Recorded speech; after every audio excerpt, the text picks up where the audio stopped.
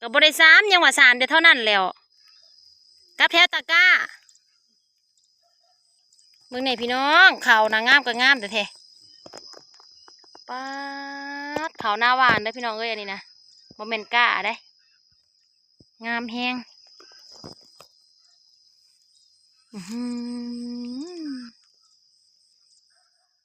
พี่น้องทักทายสบายดีพี่น้องเด้อตอนสวยๆพี่น้องออกมาให้มาหน้าบ้านนี้เมื่อเช้านี้อยู่บ้านนั่นหันไปบ้านเขาให้น้องดาว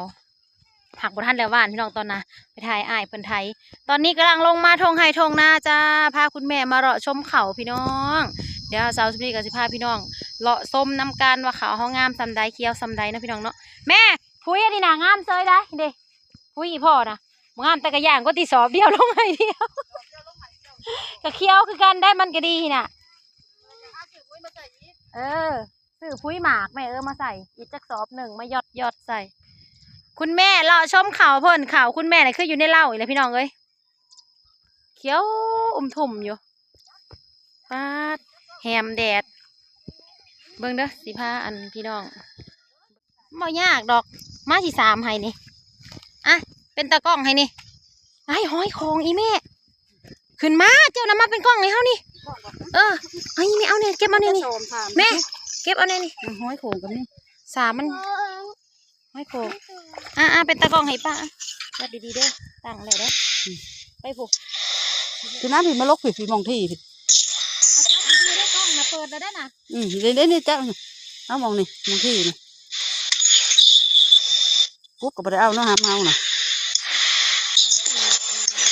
โอ้ยจะลดเอาชิ้นลายดีกว่าคุณทั้งเทิงคุณนะทั้งเทิงติดกันอะไรเงี้ย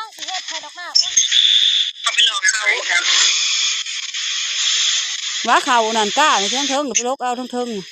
กูหวานพอเดียวกูได้นางไงนี่นะงามอยู่พอดีตายแต่เพิ่นเอาขวดแล้วพอได้ดำให้นี่คอยดีแล้วเอาแม่นั่งนั่นเขียดนั่นมันสิกินเขาตะวันเห็นบนหน้าเฮานะลูกงามบ่งามตะวันคือบอกว่าหลอดเนื้อเป็นทหารหน้าพ่นเลยนี่นะหน้าพ่นเลยลกเอาเลยนั่งหยาขั้นนี่มันเป็นเขาเลยนี่ลกเอาลูกหน้าเฮาลูกนี่ต้นนามึงนี่นี่ต้นใหญ่เลยก็แม่นนะ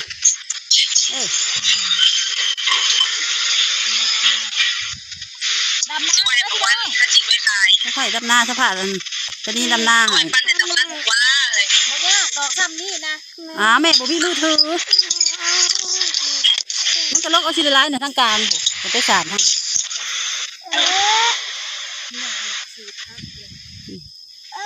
หน้าหยาทั้งหนังน่ะลกเอาขึ้นโป๊กเขา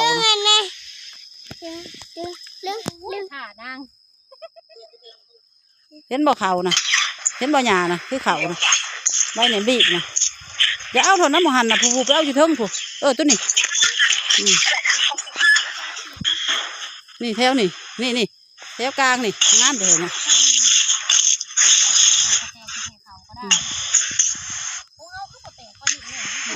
เขาเป็นของเขาของเขาเนี่ยเขาแตกงอกไปแล้ว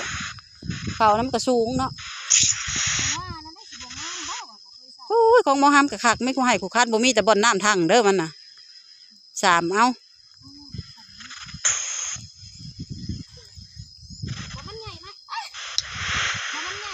นายกงามบ่นายกนะนายกมางามคือกัน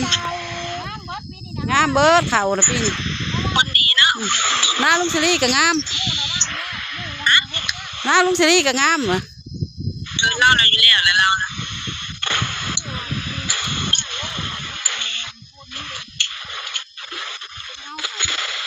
จะได้เอาปุ๋ยอันเวียดแล้วมาหวานอีกจะได้มันเลี้ยงนะนายมันท่านได้ใส่ยังหรอวะต้นทองมันก็จะมาหวานนี่มันเลี้ยงหวานเล็กๆหน่อยก็มันเก็บกระจกไป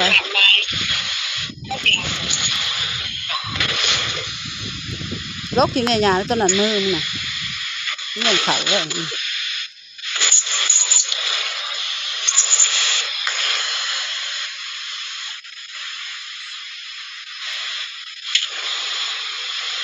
บอกเขาลกเอาหลายๆหน่อยกลางมันน่ะมันคือ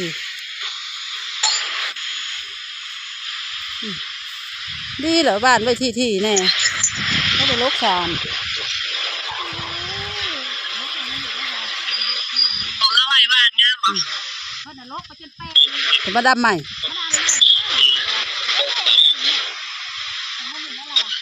กะลกย้อนเอาหรอวะดิ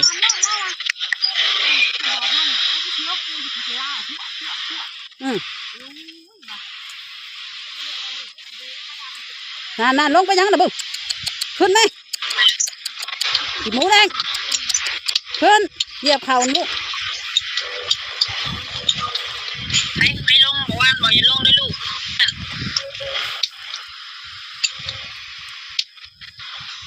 มาลกขึ้นซะก่อนจักมือมาลกขึ้นเป็นสีนี่คือลายเนี่ย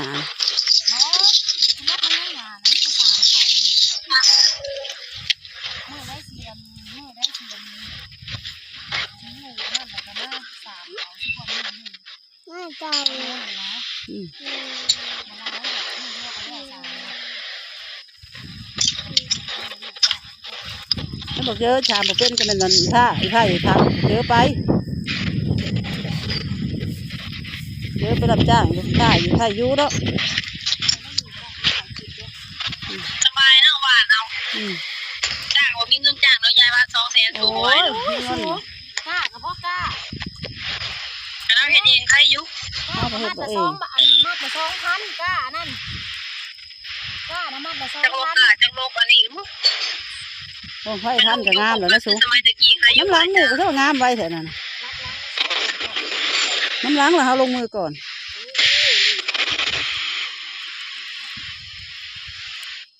ทั้งพุ่นน่ะบ่ได้3เลยนะนางผู้ดี เดี๋ยวเลยบอกเขาเปิดสาย นี่เอาหรอกนี่ เปิดสาย งาม จำน้ำเสือกัน100เดียวก็10บาทไปเลย100ปลายไปจ เลยมาเอาของนี่แต่3มองนั่นเลยอยู่ดิโลกหยอกหญ้าท้องต้นนะเขาเอาหมองกลางนะ ำโอ้งามมาลีให้นะ โลกเอาแน่แต่หญ้าในต้นนะกลางมึงน่ะเอาไว้ช่างมันเป็นเขาเด้ แต่น่าจะว่ามื่อไหร่จะยอมมาแต่ยายนะ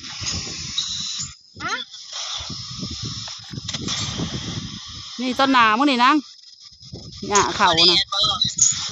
แดดช่างมันแหละดำคู่มือเขาจะมาพ้น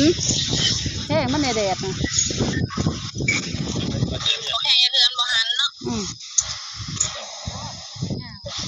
แบ่งแดดบ่หันได้บ่แบ่งแดด อยู่แตะห่มลาย อยู่ที่ผมนะบ่หันได้ พอดีกระสามเลยนี่สิชวนพ่อใหญ่ออกมา3ก็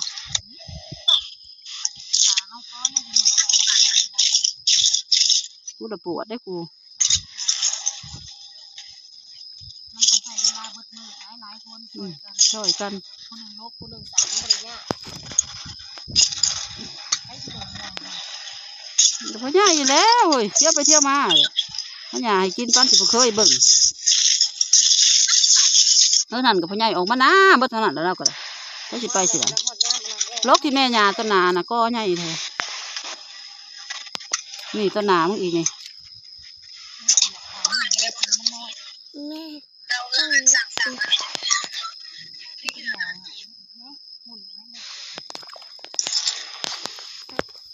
มันจะไปสั่งกิโลเท่าไหร่นะมันจะมาหากิโลเท่าไหร่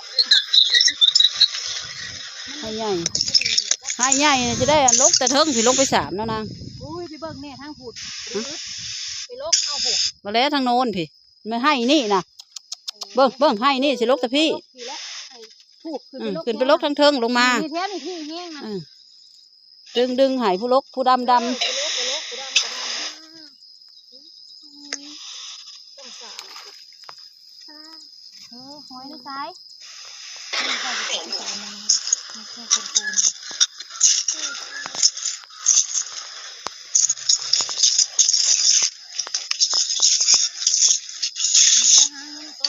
แต่ว่าเขาหาเงินก่อน หมูแม่ที่จ้างตลอด ที่น่ะเขาก็แล้ว อาบไปสีแดงยังอ่อนอยู่ เขาก็ยังอ่อนต้วยอยู่ มันเป็นแค่น้ำสารมันจะคิด มาเขาก็เจ็บมือเดียวนึงนะเศร้ากับแรงใช่ป่ะมันอันนั้นก็เลยเศร้ากับแรงให้ใหญ่ก็มีแต่นันบ่อนจุลุกน้ำมัน พิซซ่าเนี่ยก็ให้ใหญ่เลย ให้ใหญ่มีอยู่2 มือมือหนึ่ง2 มือเพื่อให้นี่กับเพื่อนน่ะย่างเบิด เอาเด็กเอาผิดไม่สามป้าเขาเห็นมีแนวเหตุ พอได้ดำขีบเดี๋ยว ต้องได้เหตุ อีผ้าแน่เนาะอีผ้าลงมาซอยกันโอ้ยลุงส่งแม่เห็นดากแล้ว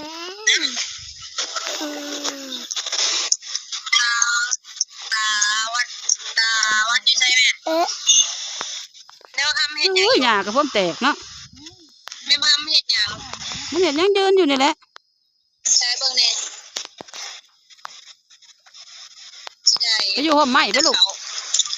อันจักเป็นช้างแม่เบิ่งเราไปอยากให้เบิ่ง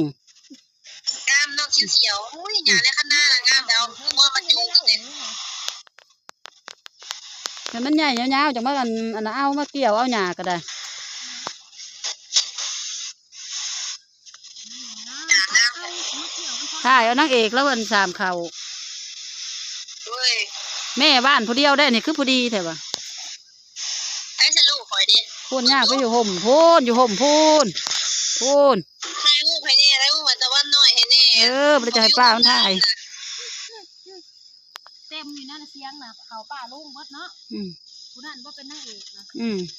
ได้แล้วเนาะเนี่ยเด้อจะถ่ายดำๆหลาย ถ่ายนี่ได้ถ่ายแล้วหล่อ ถ่ายมันขาวนี่ถ่ายดำหลายลูก ของลูก มันขาว ของลูกมึงดำเหรอ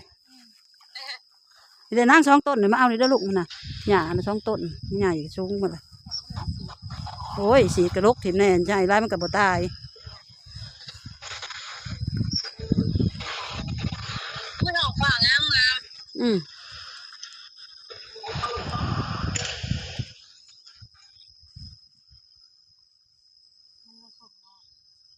มันยังยิบยากอยู่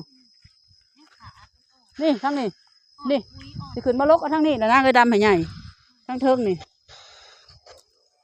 โอ้ มันใหญ่ขึ้นม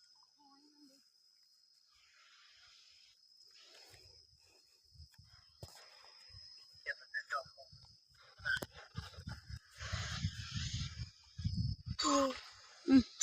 จนหนาเดี๋ยวกูปิดกล้องมึงแหละของป่าเลยยัง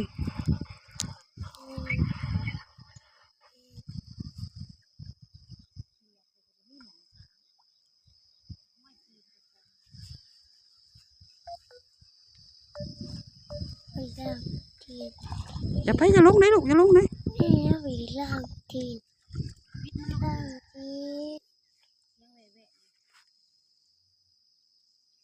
นี่นั่น3 ต้นนานี่ก็แล้วแหละบัดนี้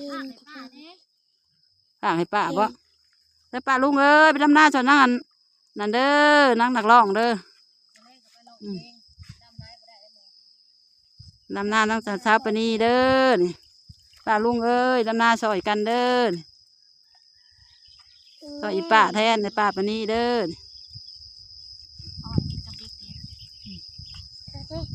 เอาขีบบ่ถามป้าเขาแล้วพอนะเขาได้สิได้ดำบ่ เขาต้องซ้อนลูกให้เป็นคนให้เขามีเห็ด ให้เขาเห็ดเวียกเป็นแต่พอซ้อนแต่น้อยพอได้ อยู่แต่เฮือน ได้ลูกได้ผัวแล้วบ่เป็นเวียก เขากับบ่จักถูก ไปละอันคุ้มให้ไปยามมื้อเช้าก็ได้ไปพาไปพอได้หาได้10พอได้เดินไส้แม่ว่า เขาเห็ดเขาแห้งบ่เป็น เงินคำพอจากไส้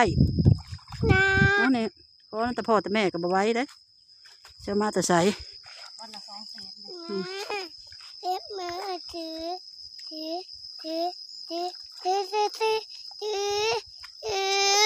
นี่ดิเนี่ยให้ใส่เป็นเงินเดือนน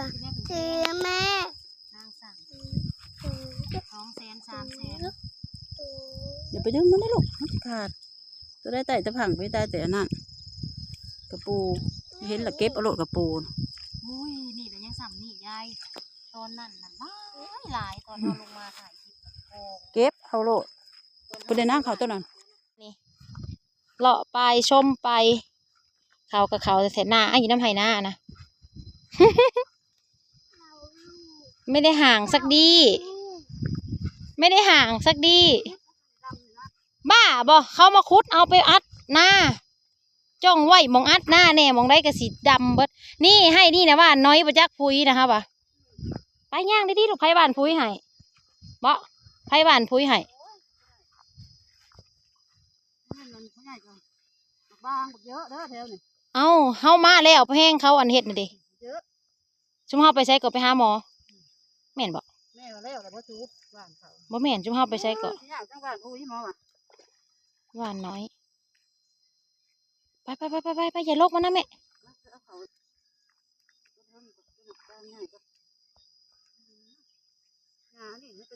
เออแล้วมันก็ตายเลยไปตายง่ายๆเลยหยานี่นะมันพ่อเฮ็ดแล้วนี่นะมื้ออื่นน่ะออกมา3เขาซิก่อนแล้วก็มื้ออื่นแล้วเขาก็สิไปอีกคือเก่าเลยเนาะท่านบอกเขาไว้มื้อฮื้อพู้นแหละมื้อเฮาอยู่พู้นแหละให้พ่อ3ถาแถวโน่นให้น้อยนี่ไปก็บอกไม่ใหญ่ได้ไหมไปย่างไปอย่าลกมานะฮะนี่นะแม่ต้น3เลยไปย่างมามื้อนี้ประเทงใหญ่พี่น้องเอ้ยเขานะเอาน้ำคือบกไข่นี่แม่ย่างมันละก็ได้มันบกโลดป้าแม่จะมาเบิ่งเนี่ยแม่จะมาเบิ่งเนี่ยสมังงามสบัดพอดีแท้แม่ไอ้บางบ่อนี่หวานนะย่างมันหน่อยเดียวหนึ่งอันนั้นนะปักเข้าเดียวกันแล้วจะเบิ่งเนี่ย2-3ต้นอันนั้นก็นี่มันหัวบ่จักหักพอดีแหละคันหักแท่นี้บ่หญ้าบ่ได้ลายพูนหญ้าลายนะแม่มีแต่ให้ยาวพูนกองกดละป่ะนี่หัวควันยายกองกดสิเลาะถั่วอยู่บ่เด้มื้อนี้พอดีดึงมันกระส่ำกะน้อยเห็นได้ไหมมาห้ามอย่าไปดึงเลยลูกเฮ็ดบ่เป็นถือเอาห้อยเจ้านะคนหล่อนี่ก็ดูปะแล้วจังมาเลาะไปเลาะมากกับปักใส่มองได้บ่มีเฮาดึงออกแล้วเฮากะ3ใส่มาแล้วมันก็ใหญ่ขึ้นแนวนั้นนะพออย่าไปปักใส่อีกพอแหละนะเบี้ยน้อยมันเต็มอยู่ย้ายเอามาขอกไปบ่นี่มันทันละใหญ่มาแล้วมันก็แตกกับงะออกโอ้ยกับส่งนะสิเปื้อนเลยเนาะตะวันเมื่อนี้เขาพี่น้องเขาแม่ของเราห่างกว่าของเฮาเนาะแม่อ๋อของเถาสลีเบิ่งเทปไทยแล้วตะวันแม่ไปเบิ่งเขาเถาสลีก่อนเราก็3-4-3พอดีเขาเราสีบางกว่าโอ้ให้ใหญ่แล้วก็สีใส่3คือกันเขาเจ้าบ่ได้หวานถี่เด้ออันน่ะเฮาบ่มัก เฮามักถี่พี่น้องเอ้ยของเราก็ห่างของเฮาหลายเติบห่างกว่านาโนนเฮาอีกเนาะแม่ทำนี่แล้วเขาเฮาก็ใส่ปุ๋ยสีเยอะ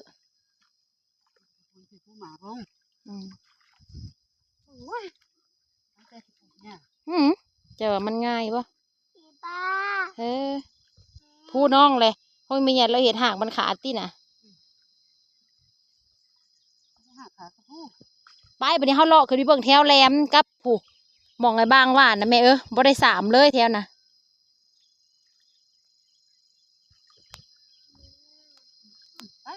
ไปมันสิบ่ฮอดใช้ได้นะเต็มเลยเดียวนี่นะขีบป้านะน้ำเฮานี่พี่น้องปองปลายมันสีใหญ่โพดมันสิเปลืองยาไอ้บางว่าป้าพี่น้องเขากับเขาแท้ๆเขียวทุ่มทำหมดเลยพี่น้องงามกับงามแท้ๆของไอ้ท่านยังหน่อยของเฮานะแม่ของเฮาพันใหญ่เลยเฮาหวานก่อนของไอ้ท่านยังน้อยอยู่ป้างามแต่ของไอ้ท่านก็ได้จะเบิ่งในแม่คักแต่หน้าหวานพี่น้องเอ้ยสบายไม่ต้องดำนะจ๊ะพี่น้องโอเคพี่น้องเดี๋ยวซัสมีขอจบคลิปไปเพียงสำนีก่อนเด้อฝากกดไลค์กดแชร์กดติดตามกำลังแรงใจน้องสลาพี่น้องเจอกันคลิปหน้าเด้อวันนี้พามาชมเขาเขียวอยู่ซ้ายยืนอยู่หันแล้วเดี๋ยวป้าหันไปใส่บ๊ายบายบัดนี้